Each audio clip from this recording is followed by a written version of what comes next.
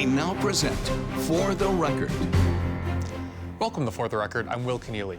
Coming up later in the show, we sit down with one of the candidates running to replace the outgoing Wisconsin Democratic Party chair. That candidate, Devin Remacher, joins us. Plus, we look at the first 100 days of the Trump administration with UW political science professor Barry Burden. But we start this week with a major event coming here to Wisconsin, the NFL Draft. Now, it's the second major national event to be hosted in the state this past year after the Republican National Convention in Milwaukee last summer. Now, for more on the impact of this in the state, we spoke with Bill Elliott, president of the Wisconsin Hotel and Lodging Association. He joined us at the state capitol. Thanks for joining us. Appreciate it. Yeah, thanks for having me. So, trying to think kind of internally, we actually had a colleague who was in Milwaukee for a convention a couple weeks ago. It's like a gaming convention. But when we look at these conventions that come into Wisconsin, the draft seems like it's pretty big, right? How does that compare to some of these national events that we see? Sure. Well, it's certainly a big deal for Wisconsin. It's certainly a big deal for the Green Bay market. I think comparatively, we look at these regional events or statewide events, from the RNC to the Ryder Cup to events that really put a spotlight on Wisconsin, and it just shows that we're a hospitality state, right?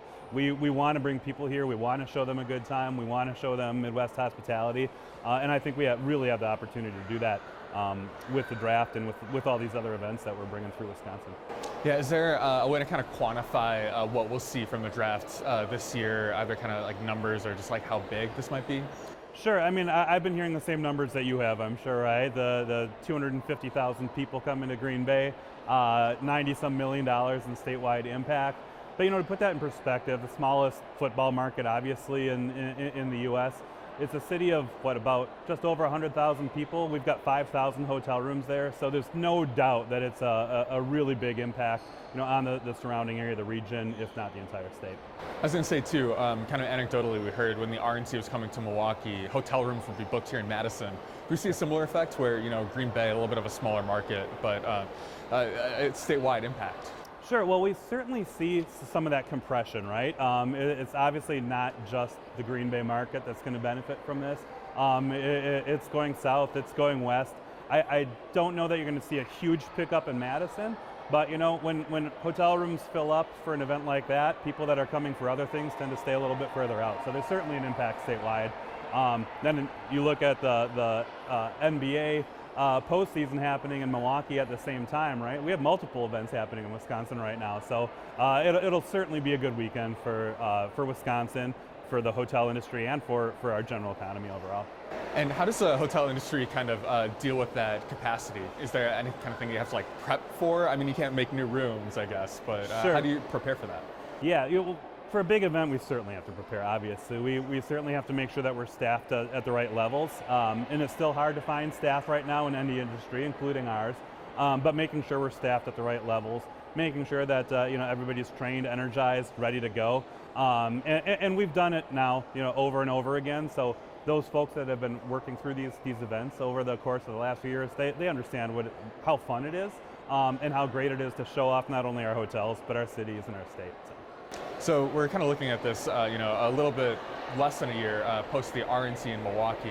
Looking at the impact that the RNC had and maybe what the draft will have, how have we looked post RNC here with that impact? Sure. Well, you know, I think that's a great question. The RNC, I think the biggest thing that the RNC did for us is very similar to what the biggest thing the NFL draft will do for us, and that's really shine that spotlight on Wisconsin.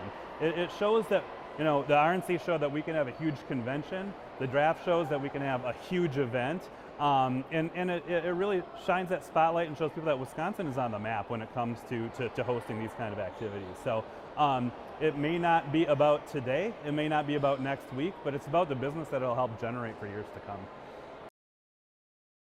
When we come back, UW political science professor Barry Burden joins us to break down the first 100 days of the Trump administration.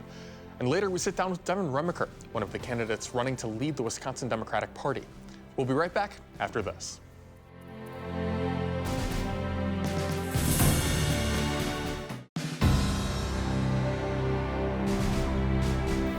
Welcome back.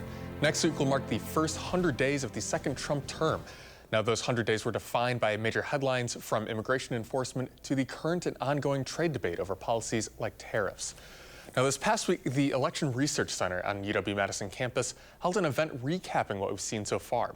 Now, the director of that center, Barry Burden, joins us now with more, and thanks so much for joining us. Yeah, glad to be here. Now, I understand that this is kind of tied to the first 100 days of the Trump term here, but why did you feel the importance to hold this event now? Well, there are really two reasons. One is a general concern about the state of our country and government and people's satisfaction with how things are going in politics. There's a lot of discontent in the public about things like polarization and the leaders who have been selected. So that's an ongoing concern. And then the second reason is the Trump administration, the second administration, is so unusual and so aggressive in the way it's going after government agencies, pursuing policy goals, and really flaunting traditional practices in a democracy, doing things like ignoring court orders from federal judges, intimidating organizations such as universities and media outlets and tech companies and others. So it's just a kind of president we have not seen probably anywhere in American history. So I kind of think of a while ago we saw Andrew Jackson famously ignore some court orders. Is this similar? Are we drawing any parallels to that, or is this entirely different? You know, it's always tempting for a president to try to get around obstacles that are in their way. So sometimes they are abusive to other institutions or try to exclude journalists they don't like from covering their events or maybe disregard or are combative with court decisions. But I think we've never seen the full array of that happening under one president in such a dramatic fashion in such a short period of time. Trump has been governing mostly through executive action, executive orders, and unilateral decisions. It's not really the old-fashioned policymaking process where Congress writes a bill and sends it to the president for his consideration. He's moving fast and breaking things, and that's really different even from his first term in office 4 years ago. So now, this event was titled The Fragility and Performance of Democracy in the U.S. I think of a lot of Americans, they think of our democracy as robust, maybe even invincible. How would you describe that fragility and the prognosis there? Yeah, I think what we've learned in the US and in other countries is that democracy is fragile and it needs tending to. It's not something that will just run automatically on its own, that succeeds kind of like a machine that's operating without any attention. It's something that has to be carefully watched and supported, and it's easy to dismantle or unravel it. One leader or one political party who doesn't want to play by the rules has a lot of freedom actually to violate norms of how democracies work. Things that would have been unthinkable in an earlier era are now being tested. And experts who evaluate the performance of US democracy have just in the last few months really degraded it. And there's a sense that there are some authoritarian actions being taken, and there are things that we've seen happen in other countries. In Latin America and in Eastern Europe, places like Turkey and Brazil, we've seen autocratic leaders start to move in this direction, really tossing aside old, more democratic traditional ways of behaving and challenging institutions and assumptions about how democratic politics works. We've been taking a look at a lot of how the two parties have shifted, especially here in Wisconsin, thinking back 2016 for Republicans maybe and post-2024 for Democrats. And it may be different too locally here in Wisconsin versus the national parties. But I want to get your take on how those parties have shifted so far. Well, at the federal level, the Democrats are at sea. They don't know what their future is. They do not have a leader who really speaks for the party. There is a chair of the Democratic National Committee. There are heads of the parties in the Congress, but none of them are really household names that can articulate a vision for the party. So I think it's going to take some time for Democrats to figure out what they're about. There's real disagreement in the party about why they lost last year. So for Democrats who think they lost because Trump had special appeal to some segments of the population, they're going to want the Democratic Party to reorient itself to help win back young people or people of color or other voters who seem to move in Trump's direction. Some other Democrats think, they lost because they had the wrong candidate or maybe some other messaging that actually didn't appeal to their base strongly enough. So they want to double down on those kinds of messages. People like Bernie Sanders and AOC have been out on the campaign trail trying to develop a more progressive message for the party.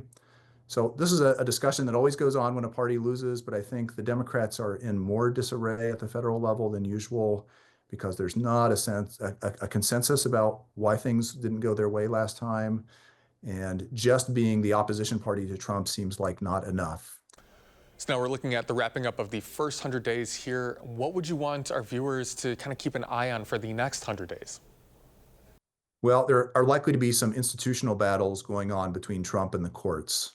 There are dozens of lawsuits, mostly in federal court, suing Trump, suing DOJ, suing Elon Musk, suing other agency heads, cabinet secretaries who have been slashing budgets, firing employees, rewriting missions, withholding funds that have been appropriated to agencies, grants, other kinds of things. That takes some time to play out. The courts don't move as fast as the administration does and politicians do.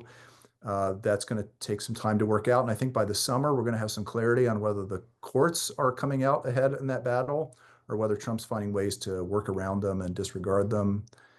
The other piece to watch, I think, are the tariff choices. We've been back and forth in terms of policy over the last few weeks. There's a 90-day pause on most of the tariffs that Trump announced back on April 2nd.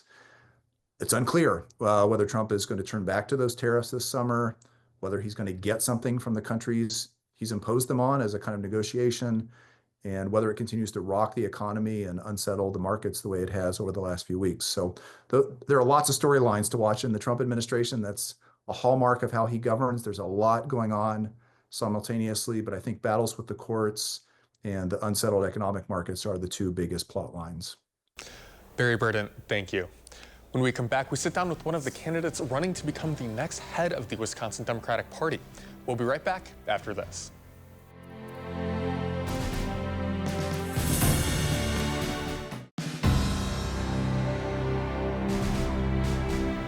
Welcome back. This June, Wisconsin Democrats will meet in the Wisconsin Dells, no, not for a vacation, but for their annual state party convention. Now, Wisconsin Democrats will use that opportunity to lay out a ground game for the big elections happening next year, but also to choose a new state party chair after current chair Ben Wickler announced that he will not seek re-election. Now, there are a handful of candidates running to replace him so far, and we're joined by one of those candidates now, Devin Remacher. Thank you so much for joining us. You're the former executive director and a former senior advisor for the Harris-Walz campaign as well. I want to kind of start with this idea of what went into your decision to run and why now? Well, first of all, thanks for having me. It's great to be here. And really, I've been a lifelong Wisconsinite. I was born and raised in Two Rivers, just outside the city of Two Rivers. I went to UW-La Crosse, thankfully because of the Pell Grant, I had the opportunity to do so. And I think I bring both a little bit of a different perspective, especially from rural areas of the state, and coming from a working class family that is really valuable at this point in time. I feel like the Democratic Party nationally has had a hard time connecting with working class voters, and the Democratic Party of Wisconsin somewhat uniquely has had a lot of success in this state. Success that I think that I am well positioned to be able to build upon, having served as executive director at the party, but working with Ben Wickler and being able to learn from him over the past 6 years. I think right now, Wisconsin Democrats have a very unique opportunity with finally having fair maps at the right time to have the opportunity to win a trifecta and pass the progressive policy agenda that can improve people's lives and get off defense and go on offense. And I think to do that, we need a chair who knows what needs to be done and is ready on day one. And I think I have the experience, the vision, and the skills to do that job. So when we talk about executive director, kind of managing the day-to-day aspect of the party versus the chair, which is kind of that 30,000-foot view, sure. Can you describe a little bit about that difference, I'm sure with much more nuance than I just did, and kind of what about your experience you take to that chair role? Yeah, sure thing. So I think that being executive director, you often function as sort of the right hand of the chair.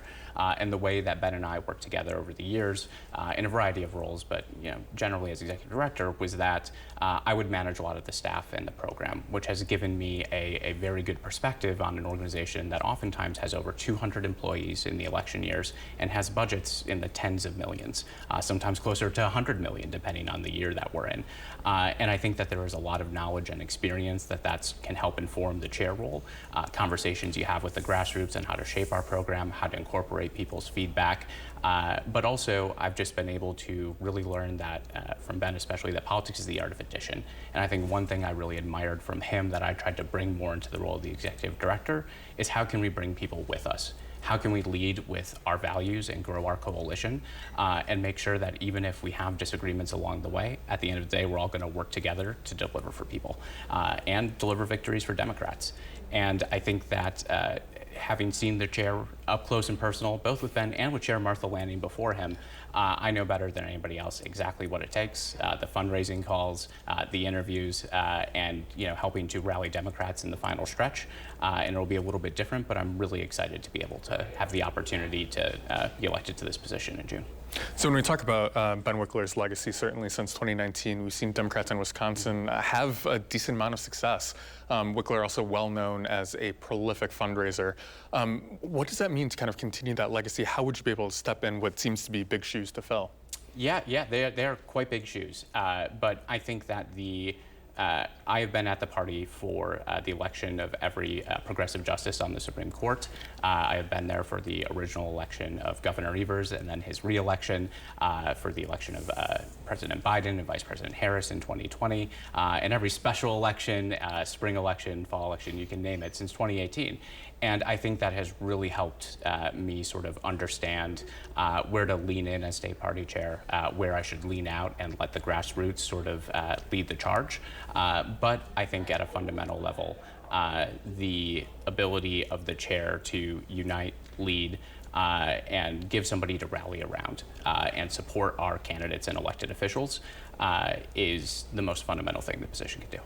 So I want to kind of offer this up, and please feel free to push back on this a little bit, but it seems like Democrats might be in a little bit of a rebuilding sense, kind of a shifting of the party, especially in the loss here for Wisconsin in 2024. It seems almost maybe in the same way that Republicans were kind of reinventing themselves with the Trump candidacy in 2016. Think, for example, underwater favorability, especially among Wisconsin voters, when we saw Chuck Schumer vote for that CR nationally. You were also a senior advisor to the Harris-Walz campaign, or Biden-Harris campaign in 2024 as well. I feel like you have an interesting perspective, and I want to tap into that a little bit. Where you think both nationally the party is right now, where the state party is, and kind of aspirationally maybe where it should be headed? Yeah, absolutely. I think the Democratic Party, and I'll just sort of speak to both national and state in this, is at its best when it is clear that it's fighting for the working class people in this country. And I think when we lose our way on that, or our message is muddled, or we're not communicating enough in enough places to enough communities across various lines of difference, race, age, gender, sexuality, you name it, when that isn't clear and front and center in our messaging, what our values are, that is when I think we tend to lose our way a little bit. Now I'm running for Democratic Party Wisconsin chair, not DNC chair, so I think that we have seen in Wisconsin that when you lay out the stakes, you don't hold back your punches and you go on offense like we did in the Supreme Court race when I led the People v. Musk effort at the Democratic Party of Wisconsin, right when Elon Musk was starting to spend money to basically buy a judge in the state to probably hand his company a win in a lawsuit and enrich himself. We called it out early. We called it out often. We held town halls. We organized. We communicated. We ran ads. And I think by the end of it, it really paid off, and we saw voters rise up and reject his attempt to outright bribe the electorate. And I think when we make it clear whose side the billionaire oligarchs are on, President Trump and Vice President Vance's side, to be very clear, and what side we're on, the working class, that really resonates. And I think Wisconsin, on April 1st, and Susan Crawford, with her stunning victory, served as a beacon of hope to Democrats nationally, and I hope that they can follow our lead and speak clearly about what's at stake. Because I think our country is at a unique moment of crisis, but also opportunity for Democrats to reel us back from the abyss. There's a lot of that messaging to kind of drive that home. Is there a policy attached to it? What does that look like? Yeah, absolutely. Well, I think that the central role of the Democratic Party is to support our candidates and our elected officials. And ultimately, they're the ones who are going to have to craft policies and figure out all the sausage making that goes into actually passing legislation. And I think that what we can do is be effective communicators and make sure that regardless of the final phrasing in the bill, and in fact, I think Democrats get too hung up on that. Oftentimes, it's values that resonate with people, and authenticity that resonates with voters. And I think that's what we need to center is whose side are you on at the end of the day. So just geographically in Wisconsin, we see a lot of kind of the focus of Democratic politics in both Madison and Milwaukee. But for people at home, when we get your press releases, we see that Reedsburg date line. Yeah. How important is it to have that representation from your part of the state? Yeah, I think it's very helpful. I think that it is just a different world in almost any county in this state. And it takes a 72 county strategy for us to be successful. And something that I look forward to doing if I'm elected chair is being able to not only have a 72 county strategy that holistically looks at how we can improve our infrastructure in each and every county, but to develop an individual strategy in each of those counties to make sure that we're not missing any important things like town board, village board, school board races, because there's no centralized database in the state of Wisconsin to keep track of the 18,000 local elected offices that exist. You really have to drill down, dig deep, and make sure that you are talking to people and no one has D's or R's next to their name. This is the most pure form of public service possible, are a lot of these nonpartisan positions in local office. But I still think it's important to have Democrats who believe in things like democracy that aren't going to strip away things like early voting access from folks, which is it's all controlled at the municipal level in the state of Wisconsin. And I think that someone who has a perspective outside of the bluest parts of the state, knowing what works and what doesn't, and we can't always just take the most aggressive tack possible if we want to bring people with us. And once again, politics being the art of addition, we have to leave space for folks who may not be with us all of the time and have a little bit of patience while we make sure that we are communicating clearly and winning them over. Well, Devin Remaker, thanks so much for joining us. Thank you, and thank you for having me. It was a pleasure. And we'll be right back after this.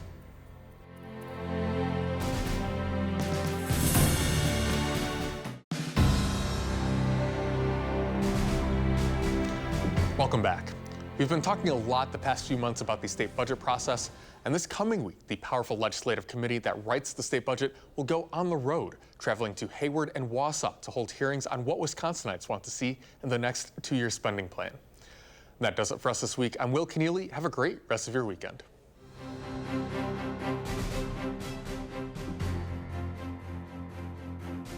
This has been For the Record.